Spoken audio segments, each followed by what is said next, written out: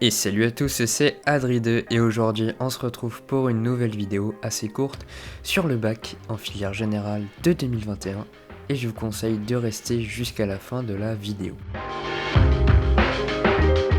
Je suis actuellement en première générale et pour certains d'entre nous, le déroulement du bac est assez flou.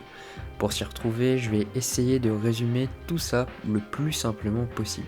A la base, le nouveau bac est composé de deux parties, du contrôle continu et des épreuves terminales. Les premières épreuves écrites de contrôle continu se déroulent en première et ont lieu à la fin du deuxième trimestre avec l'histoire géo et les deux langues vivantes. Les deuxièmes épreuves se déroulent au troisième trimestre et sont évaluées l'histoire géo, les langues vivantes, l'enseignement scientifique et l'enseignement de spécialité abandonné en terminale. Au troisième trimestre de terminale maintenant, sont évaluées l'histoire géo, l'enseignement scientifique et les langues vivantes. En anglais comme en deuxième langue, il faut passer une épreuve écrite et une épreuve orale. Le PS est évalué pendant toute l'année de terminale. Toutes ces épreuves sont coefficient 5. Les professeurs de chaque lycée choisissent les sujets de leurs épreuves communes écrites. Ils sont sélectionnés dans une banque nationale numérique qui est accessible aux professeurs, aux élèves et aux parents. Tout ça, c'est 30% de la note du bac. Il faut y rajouter 10% pour les bulletins scolaires de première et de terminale qui ont un coefficient 10. En tout, il y a donc 40% de contrôle continu. Les épreuves terminales ou finales comptent, elles, pour 60% de la note globale. La première épreuve a lieu en première, en juin, c'est le français. L'épreuve est anticipée mais compte comme une épreuve finale. Il y a un écrit et un oral coefficient 10.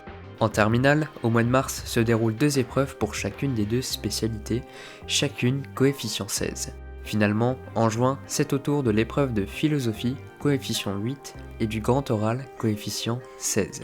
Sans rentrer dans les détails, il fait le lien avec ses spécialités et son projet d'orientation, mais je vous mets un lien dans la description. Cependant, cette organisation s'est vue être annulée par le Covid-19. L'année dernière, toutes les épreuves de terminale et de première ont été annulées et remplacées par du contrôle continu. Cette année, c'est un peu différent. D'abord, en première, toutes les épreuves communes de cette année ont été annulées et remplacées par du contrôle continu. C'est-à-dire qu'au lieu que les notes des épreuves communes soient prises en compte, ce sera les moyennes du bulletin, donc en histoire géo, en langue, en enseignement scientifique et pour l'enseignement spécialité qu'on abandonne. L'épreuve de français est, à l'heure où je vous parle, toujours maintenue. Pour les terminales maintenant, les troisièmes épreuves communes n'auront pas lieu non plus et seront remplacées par les moyennes des bulletins. Cependant, les épreuves finales, c'est-à-dire la philo, le grand oral et les spécialités, sont toujours maintenues à l'heure actuelle, encore une fois. La certification des compétences numériques PIX est quant à elle reportée. Les bulletins de première et de terminale comptent toujours pour 10% de la note finale. Tout ça nous ramène à ce graphique et à ce calendrier qui synthétise ce que je viens de dire pour le bac de 2021 et je vous invite à faire une pause pour mieux les regarder. Vous retrouverez de toute façon toutes les infos sur ce que je viens de dire via les liens dans la description. Je voulais juste vous parler d'Élèves Solidaires. Alors, qu'est-ce que c'est ? C'est la première plateforme d'entraide solidaire et scolaire à destination de tous les élèves et étudiants de France. Elle répond au manque de ressources chez certains jeunes, au manque de contenu éducatif à bas prix en ligne et à plein d'autres facteurs.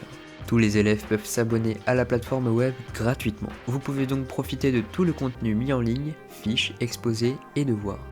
Puis vous pouvez aussi discuter avec les autres adhérents de la plateforme pour échanger sur de grandes thématiques comme l'orientation, les loisirs, etc. Merci d'avoir regardé la vidéo, n'hésite pas à t'abonner et à me dire dans les commentaires ton ressenti sur cette vidéo, ça pourrait vraiment m'aider et merci à ceux qui le feront. En espérant que la vidéo vous ait été utile, sur ce, à la prochaine.